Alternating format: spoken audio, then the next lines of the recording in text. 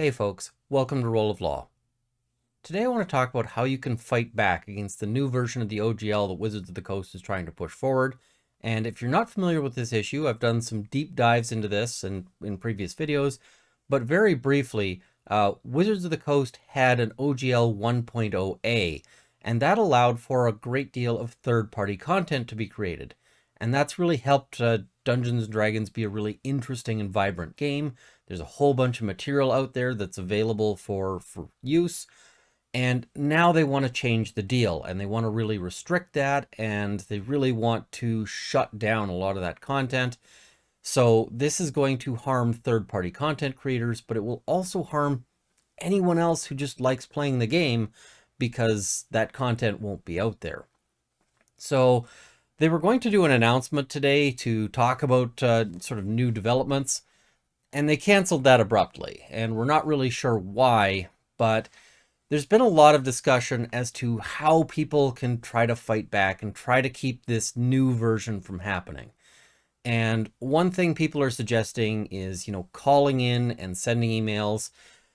And that's not bad. I mean, there's all sorts of reasons why you should do that. Be polite when you do, because the person you're talking to aren't the executives making the decision, and just sort of register your thoughts. However, realistically, the impact of this is going to be low. And the analogy I'll use here is, imagine that the ants in your front lawn got really upset with you and decided to have a protest. And they are screaming about how much you're a bad person in ant language, which you can't understand and you're not really listening to in the first place. So you go out and you see these ants in a big circle, and you probably think, huh, that's interesting. The ants are doing something unusual. And your next thought might be, I wonder if I've got a can of Raid. Ultimately, executives are not going to care about these emails, and they're not going to care about these phone calls. They will have set up their organization so that they're largely immune from it. They won't actually get any of this, except maybe as a report of, we're getting a lot of phone calls, guys. Executives don't get fired over bad phone calls. That's something that happens to, retail frontline workers and maybe middle management and so forth, where, if somebody calls up and says, hey, this person was rude to me because I was trying to scam them, but, they were rude, you might get fired. But executives don't get fired for that. What they get fired for is something that harms the bottom line. Ultimately, the only metric that they're going to be using to determine if this is a disaster is going to be financial. It's going to be money. So the biggest thing you can do right now is, if you have a paid subscription to D&D Beyond, hit that cancel button. And, if you have any other sort of financial connection to Wizards of the Coast or Hasbro, if you're buying anything from them, stop buying it. Don't buy that new D&D book. Don't buy whatever else, because that's going to be the critical thing they look at here, is where is all the money going? And if this announcement causes a huge decline in sales, and especially with D&D Beyond, this is the critical thing here, because D&D Beyond has the subscription model. And that's really what they want to push everything to. They want to push everything to this kind of recurrent transaction. And so if they can see that they are losing those recurrent transactions as a result of this, that's what gets them to stand up and listen. So this is critical. This is key. And I know it's not a bad product. It's got a lot of convenience to it.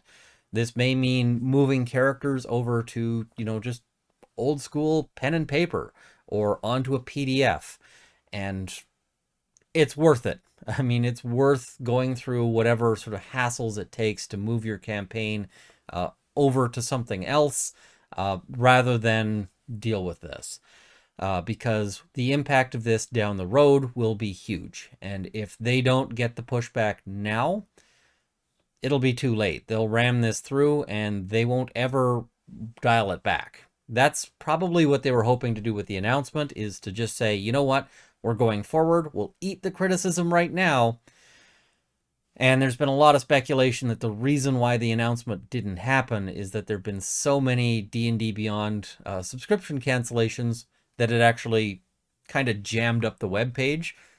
They didn't have the capacity to handle all of the cancellations. That's fantastic, and that really needs to continue if we want to see this succeed.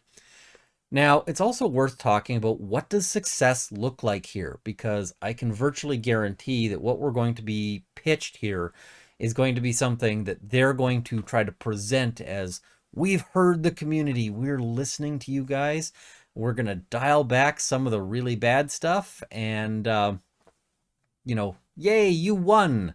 And that you won is going to have a great big old asterisk on it because they're going to try to sort of polish up a turd in order to send it your way.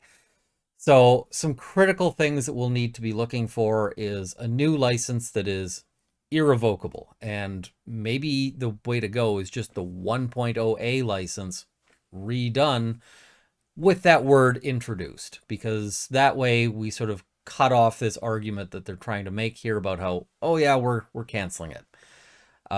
If they do push forward with a new agreement, we want to see some things that really limit some of the nastiest clauses. That royalties clause. That's basically, I know people are saying, oh, well, it's designed to, recoup some of the money from those most successful things. It's actually designed to make it impossible to get to that level of success, because once you're there, those royalties will exceed your margins, and that kills your company. So it is essentially a gun pointed at the head of anybody who's in third-party content development.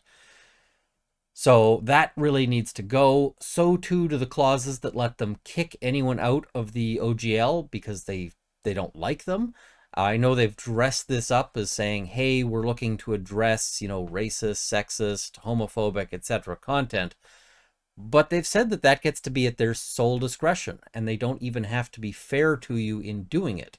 So your content could literally be, the Book of Kittens and Sunshine, and they can say, yeah, we've decided that that's racist because it turns out you're making too much money, and we'd rather just publish this content on our own. There really needs to be something limiting this sort of blanket license that people would have to give them that otherwise would basically just allow them to steal your content. All of these are really nasty clauses, and I'd further say that the whole thing about you have to sign up with their system and you have to go through all of these steps needs to go away as well, because that makes this not an open license, but in fact a closed license. And if you have to sign up on their system and register these works in order for them to be counted, well, it's not an open game license because they can just ban you from their system, which in turn bans you from the license. So all of these things really need to go for us to count this as a win. And further, a really critical thing, their current OGL proposal includes something that would allow them to change it with notice. And we may see them do something like, we took out all the bad stuff, except that change clause. And then later we're just going to put out a change that puts all the bad stuff back in. So yeah, if they do sort of walk things back or try to walk things back, I will I'll do a video and sort of analyze it and let you guys know what I think. Do I think that this is actually a win, or do I think this is them trying to sell us a line? So we'll have to watch and see what happens there. But I'm going to have some content addressing this as well.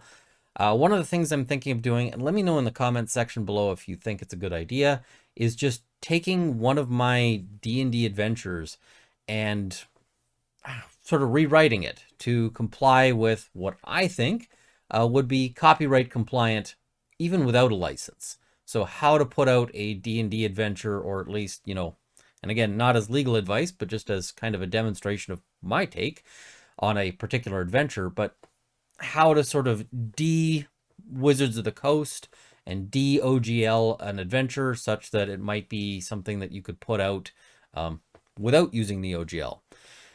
Anyway, let me know if that's something that interests you. But thank you guys for watching. I hope you found this to be interesting and educational, and see you next time.